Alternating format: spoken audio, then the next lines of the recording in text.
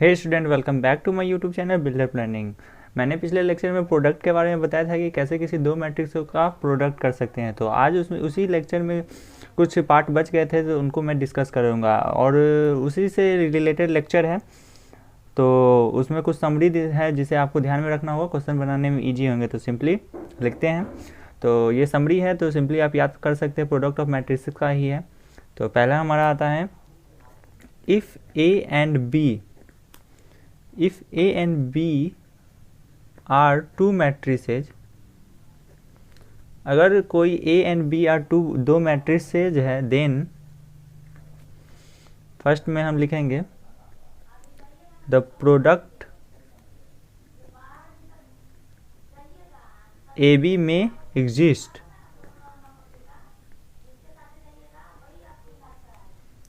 And B A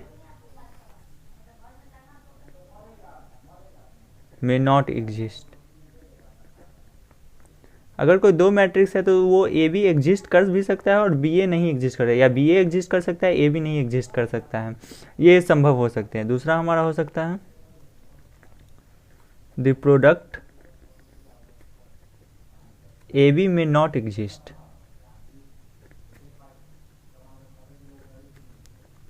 but B A exist.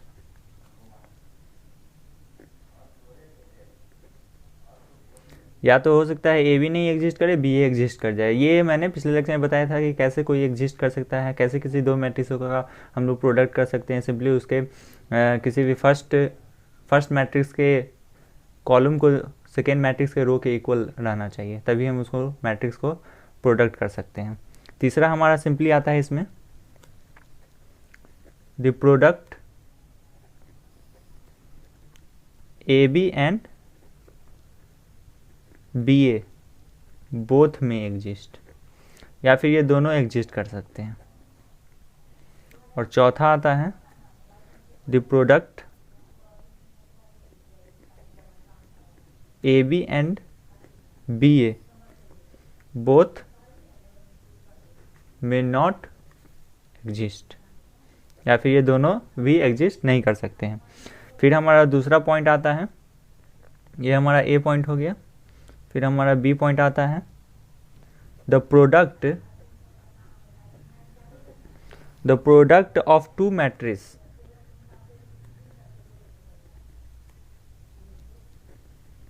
Matrices is not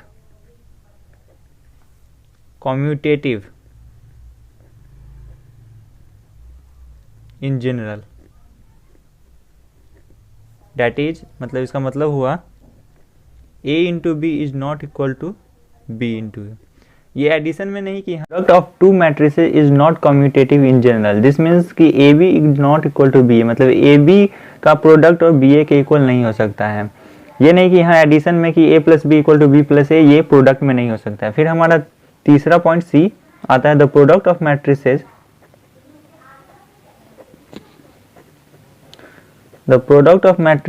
is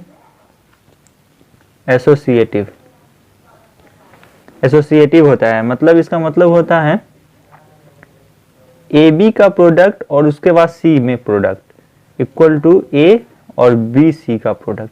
मतलब associative हो सकता है, एडिशन में भी होता है, तो ये मल्टीप्लिकेशन में भी होता है, प्रोडक्ट में भी होता है। ए बी को प्रोडक्ट करने के बाद फिर सी में प्रोडक्ट कीजिए, या फिर ए को नहीं, पहले बी सी को प्रोडक्ट करके फिर ए से प्रोडक्ट कीजिए, तो दोनों का वैल्यू सेम ही आएगा। सिंपली ये हमारा तीसरा हो गया। फिर हमारा चौथा डी आता है। डी हमारा हो गया if A and B is a square matrix. Square मतलब मैट्रिक्स मतलब सेम ऑर्डर का होना चाहिए। स्क्वायर मैट्रिक्स में सेम ऑर्डर रहते हैं। अगर ए बी एक स्क्वायर मैट्रिक्स है, देन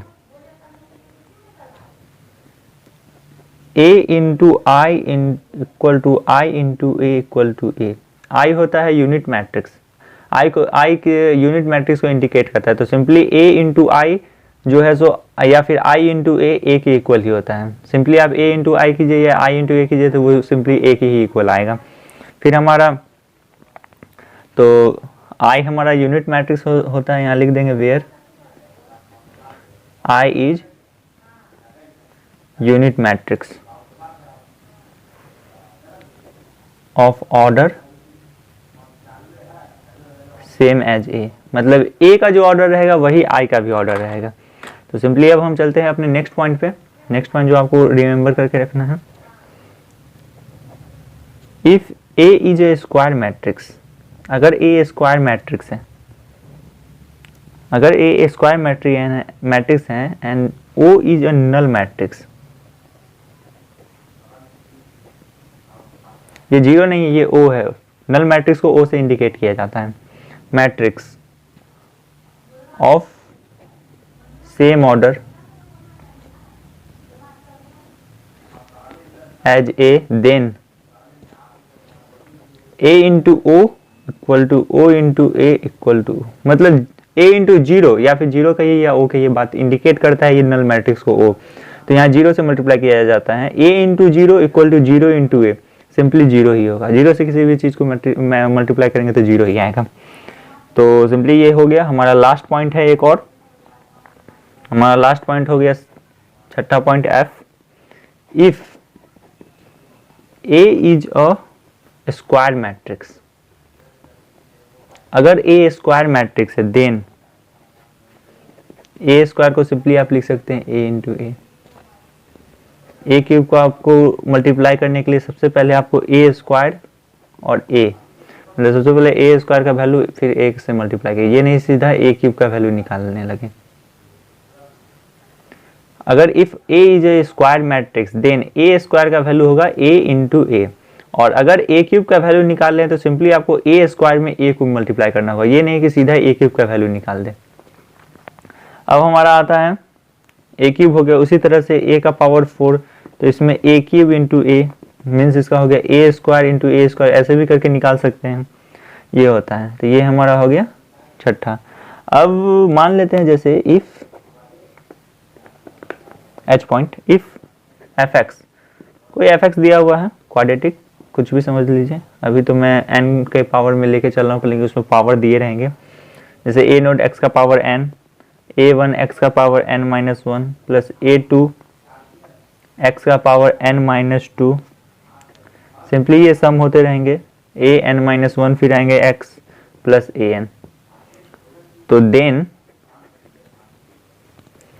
एफ ए कोई मैट्रिक्स ले लिया हूँ मैं, तो सिंपली x की जगह a पुट हो जाएगा, ये x में दिया रहेगा, और अगर कोई मैट्रिक्स दिया रहेगा तो a का वैल्यू दिया रहेगा, मैट्रिक्स a कोई दिया रहेगा तो सिंपली x की जगह पे a हम लोग पुट कर देंगे, a1 a n minus 1 plus a2 a n minus 2, simply ऐसा ही होगा, plus a n minus 1 a plus ये जो a n है इसमें तो x का वैल्यू नहीं है, तो सिंपली आपको कुछ नहीं करना है, सीधा a n लिखना है, और x का वैल्यू नहीं है तो हमको मैट्रिक्स से यहाँ i यूज करना है, यूनिट मैट्रिक्स का यूज करना है, ये आपको ध्यान में रखना होगा, ये आपको ध्यान में रखना होगा कि यहाँ पे i का यूज करना है यूनिट मैट्रिक्स का,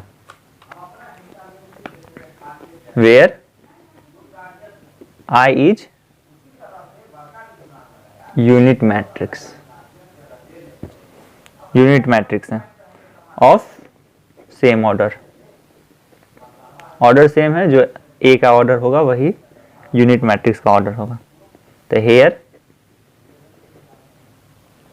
F A is the matrix